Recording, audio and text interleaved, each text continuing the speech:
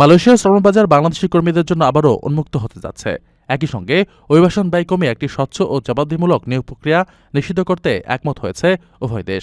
বৃহস্পতিবার পুত্রজয়াতে দেশটির প্রধানমন্ত্রী আনোয়ার ইব্রাহিমের সঙ্গে বাংলাদেশের শ্রম ও কর্মসংস্থান এবং প্রবাসী কল্যাণ ও বৈদেশিক কর্মসংস্থান মন্ত্রণালয়ের মন্ত্রী আরিফুল হক চৌধুরী এবং প্রধানমন্ত্রী তারেক রহমানের উপদেষ্টা মাহাদি আমিনের সাক্ষাতের পর এক যৌথ বিবৃতিতে একথা জানানো হয়েছে।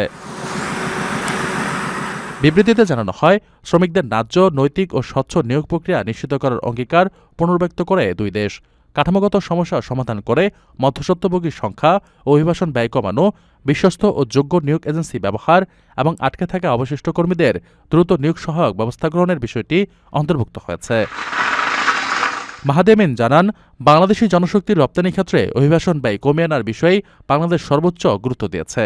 এদিকে পররাষ্ট্র মন্ত্রণালয়ের এক বিজ্ঞপ্তিতে জানানো হয়, সভার শুরুতে আনোয়ার ইব্রাহিম বাংলাদেশের প্রধানমন্ত্রী নির্বাচিত হওয়ায় তারেক রহমানকে আন্তরিক অভিনন্দন জানান। একই সঙ্গে প্রধানমন্ত্রী তারেক রহমানকে সুবিধাজনক সময়ে মালয়েশিয়া সফরের আমন্ত্রণ জানিয়েছেন। মাহাদি আমিন বাংলাদেশ প্রধানমন্ত্রীর পক্ষ থেকে আনোয়ার ইব্রাহিমকে শুভেচ্ছা পৌঁছে দেন এবং তার পক্ষ থেকে একটি চিঠি হস্তান্তর করেন।